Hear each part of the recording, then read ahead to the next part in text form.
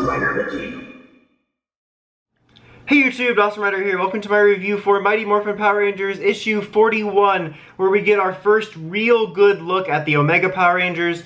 Don't have my physical copy yet, so Ace is standing in for the copy, just sitting here. He's basically like a comic book, right? Just picture Ace as a comic book. This issue, we actually spend almost entirely with the Omega Ranger team, Jason, Zack, and Trini, while they're at the Peace Conference, which was a pleasant surprise. Like, obviously they were keying up us getting to see a better look at them and learn more about them, but I thought it was going to go a little bit more back and forth, but it did not.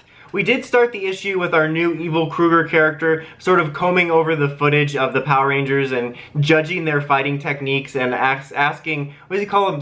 Something, he calls Squat and Baboon and something else, but he's like getting their names wrong, which is actually kind of amusing. He's basically combing over the footage and being like, these are the guys that are giving you trouble this whole time, which is what happens a lot with villains that come in on Power Rangers where they're like, what the hell? These guys are amateurs, why are you having trouble with them? And then they get defeated and they're like, oh, okay. I was kind of unclear whether it was just because he was watching the most recent fight footage, because like they even made a big deal last issue about how the new team with Tommy as White Ranger leader and the new trio of characters, that they were having problems with teamwork and sort of the synergy of the team.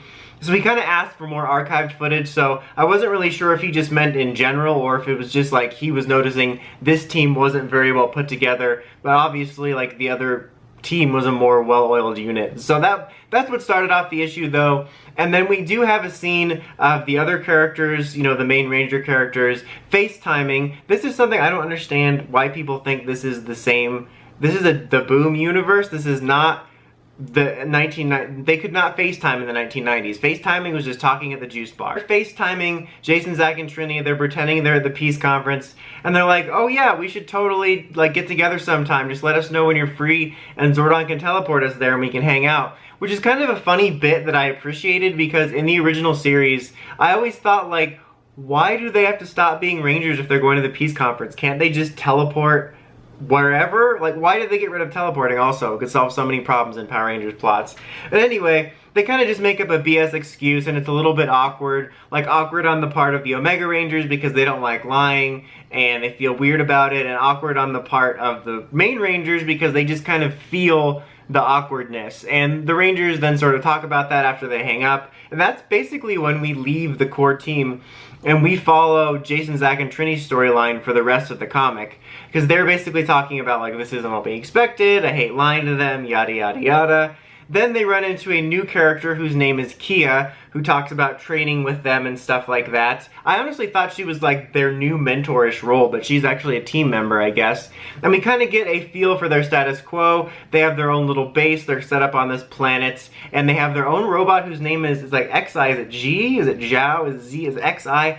Full disclosure, I don't know how X's work. But he's like their helper robot. His face reminds me just like they took one of the bots from Portal or Portal 2 off, which is kind of weird. But he's kind of like their helper guy that will alert them of situations. And then you have Gia, and then you have the blue emissary who we saw in Go-Go issue 21 recruiting Jason, so that's like furthering that they were probably recruited farther back. I might talk about that again at the end.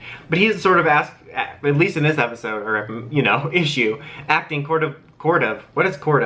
acting sort of like a mentory role in terms of like, you know, giving them advice, talking to them, telling them about their mission, and he's phasing through stuff as usual, different Blue Ranger forms, and he's got his cloak on that we saw in issue 21, and at first, like, when he was phasing, when we saw him, I saw the cape, I'm like, wait, what Blue Ranger has a cape that big? Like, I know that Mystic Force Blue does, but I'm like, wait, is there a new Ranger being revealed in this? And then I'm like, oh no, wait, that's just like literally a cape he's wearing.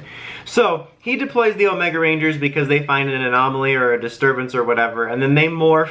And the things on their wrist is what they use to morph, like these little wrist gloves that have the rectangular symbol thing on there with the Omega symbol, and then the little rings go around them. It honestly kind of reminded me of Killua's little chains. But so that's what they use, and they're like, Omega Rangers forever! Like, it was like this really long morphing call. They're like, Omega Rangers is morphin' time, and they each have elements, fire, water, air, Earth, like, you know, and then the Fire Nation attacked, except the fire was there when I just said it. Morph like that, and they say, like, Omega forever. Like, it's kind of cheesy and unexpectedly cheesy and long, I guess. Heyo! That's what they use to morph. And so we see a full look at the Omega Ranger suits for the first time in the comics. Recently at Comic-Con, they slowly unveiled the Core 3 Rangers helmets in a physical form, but we never got a shot of them, like an art shot at Comic-Con for whatever reason. But this is our first full look at the suits for the helmets and the neck down of the Core 3 Rangers, which we saw, and we got a reveal of the 4th Ranger, which is Kia, who is a Blue Ranger. What a great idea. Kind of in that female Blue Ranger lighter blue color, but it also seems a little bit different, sort of. And so with a better look at the helmets, I honestly think the Omega Ranger suits look better in comic form. I just like them more like this drawn, and you can see a little bit more in the differences in their helmets. Now, seeing the drawn ones, basically the guys and the girls use the same base mold of like with the way the visors and stuff look. There's some slight variations in the stripes and stuff like that. The girls' helmets, like the little gem on them is going downwards. Honestly, when I saw the yellow helmet at Comic-Con, I thought that just the glue came off right here and it slid down. But they do have a little bit more differences. They're still kind of samey in some aspects, but more different than they appeared, and I like them a lot better just seeing them drawn. And they're going to fight this disturbance they've picked up, and we find out that it's this guy named Vox, not Evox, but he's got these powers, and they talk about, to him all of a sudden they're like, oh, you just got these mysterious powers recently from the Morphin grid, we have them too, let us help you. And he's like, basically, I like being bad. He Spider-Man 3'd it and attacked them, and they defeat him and capture him. And so that's when we find out that they're basically hunting down these like anomalies, I don't think they use that word, but people that have gotten powers from the grid somehow, and that Gia was one of them. So she got powers somehow from the grid, and they recruited her. That's how she became the Blue Omega Ranger, because she mentions that to the emissary. She's like, shouldn't we be trying to save these people hunting things, the family business? Mentions like, shouldn't we be trying to save them and recruit them like you did with me? And the emissary is like, yeah, but this guy already was totes evil in his heart, so it wouldn't have worked out. And he talks about how they have to, you know, stay on their mission to make sure a shattering never happens again. Because we know that this is all some sort of repercussion of Shattered Grid. So what it seems like for now is that somehow when everything reformed, when Team Shattered Grid fixed things, it somehow gave people powers, like a connection to the grid, and they're trying to hunt them down and recruit them or help them or capture them depending on what their particular set of skills or their demeanor is. I think that's really cool. That's really interesting.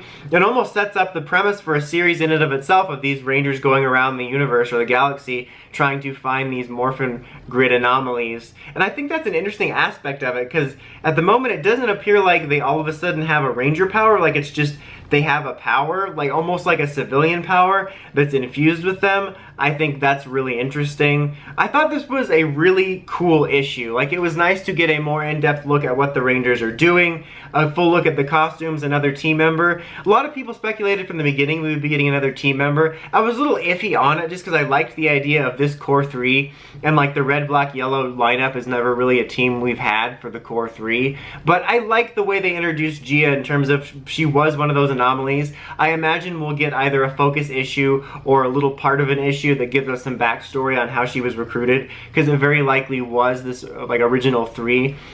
And it's more than possible we could get more Rangers as we go. Like, maybe there already is one we don't know about, but I could easily see us getting another recruit going that we could introduce as the 5th Omega Ranger. And like I said, I like the premise. I think it's interesting. I'm eager to find out more about that and exactly like what caused it. Like, we sort of know what caused it, but you know what I mean, kind of the ins and outs of it. Also, now that we have confirmation that it was the Blue Emissary, or pretty much confirmation that it was the Blue Emissary that recruited them, I'm honestly curious if Zordon even knows. Like, obviously we established the Rangers think they're at the peace conference, but I'm curious if Zordon knows on any level and was involved in this, or if it's just the Blue Emissary, and I'm curious to find that out.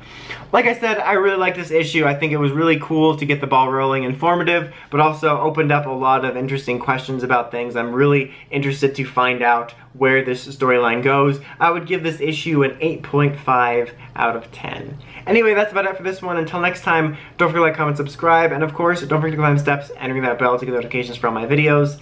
Thanks guys, Dawson Ryder, signing out.